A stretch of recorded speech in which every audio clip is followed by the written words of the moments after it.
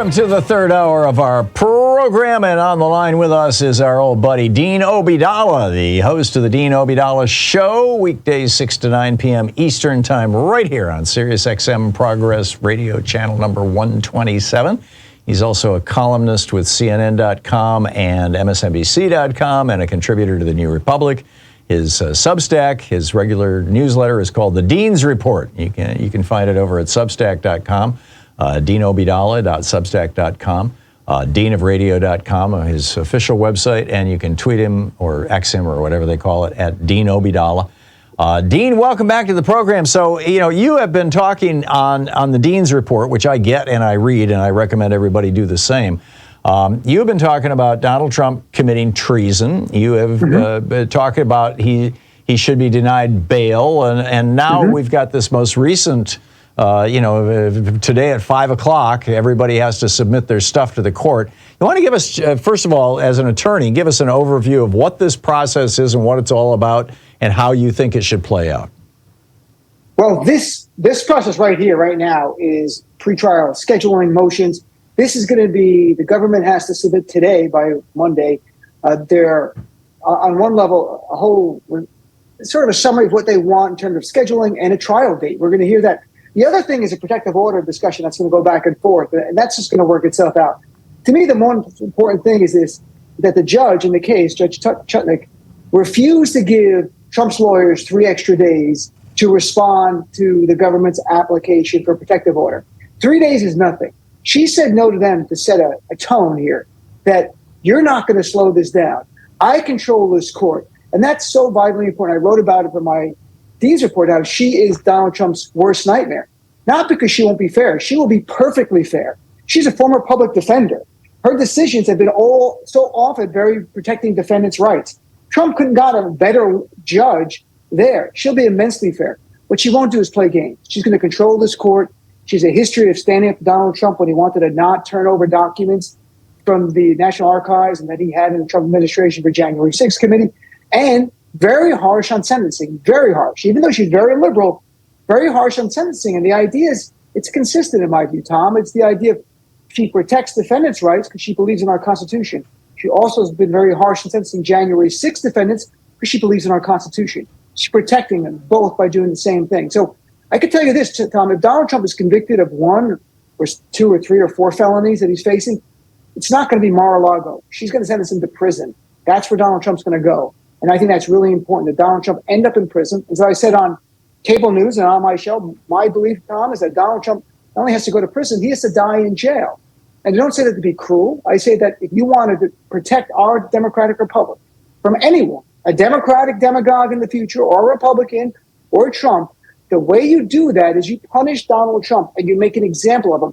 You put him in prison and he must die there. So people get, that is your fate. If you ever attempt a coup on the United States of America, your fate is death in prison. That's how important it is to me.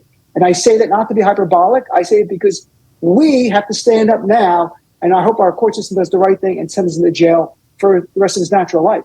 Yeah, it should have happened in '74 to Nixon. I mean, we wouldn't be here right now, I think, if it had. And it's a point well taken. So, Dean, the protective motion, protective order, I think a lot of people, when they read that Trump came out and said, go after me, I'm coming after you, and then immediately Jack Smith asked for a protective order, that they assumed that means protecting Jack Smith. It doesn't. It has to do with something altogether different. You want to explain that?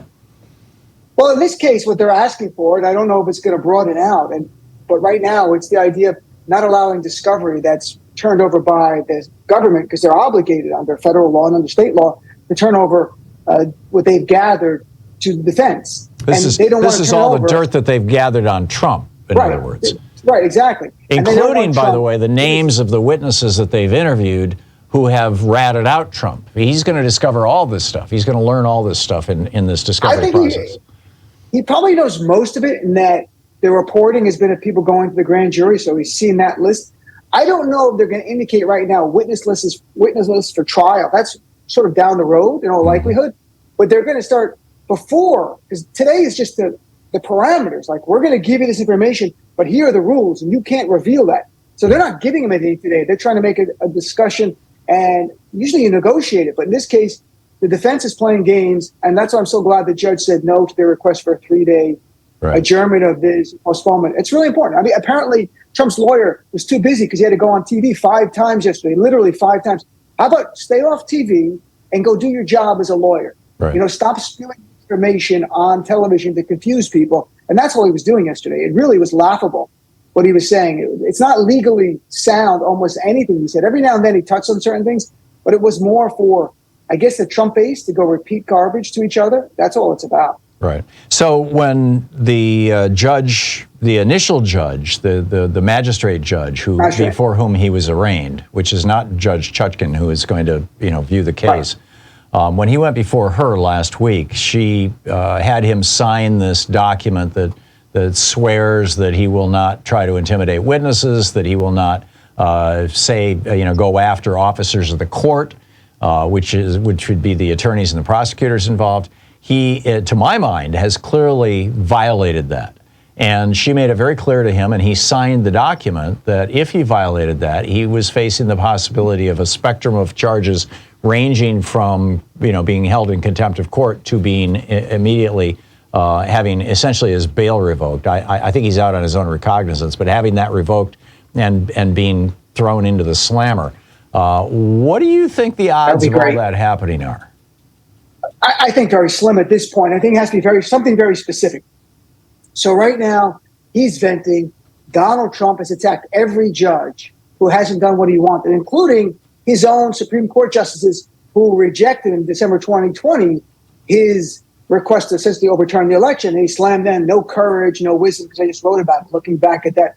At some point, when Judge Eileen Cannons, who he loves, rules against him, I think he'll slam her as well. The question is going to be like with Mike Pence, that seemed to be going over the line to me, but enough to the point where you'd raise it. They're not going to put him in prison right away. It's going to be, here's what your client did. If he does that again, we're going to put him in jail. So you don't think that 5 days in the slammer is coming? No, I don't think that's coming. I don't think it would come for any person, to be honest. What I want is that Donald Trump to be treated exactly the same, not better, not worse. And if you would do that to a normal defendant who you said, don't say anything. Now, what's concerning about Mike Pence is that Mike Pence is a witness. In fact, Mike Pence is a key witness. When you look at the indictment, he's a key witness. And Trump saying that he thinks he's a tough guy and he went to the dark side, to me, is telling the audience, telling his supporters, hey, this is the guy you want to go after. And they already were heckling him angrily on Friday night when he had an event. So we're going to see where that goes. I'm hopeful the judge will bring it up. Special counsel, his office, his lawyers will probably bring it up.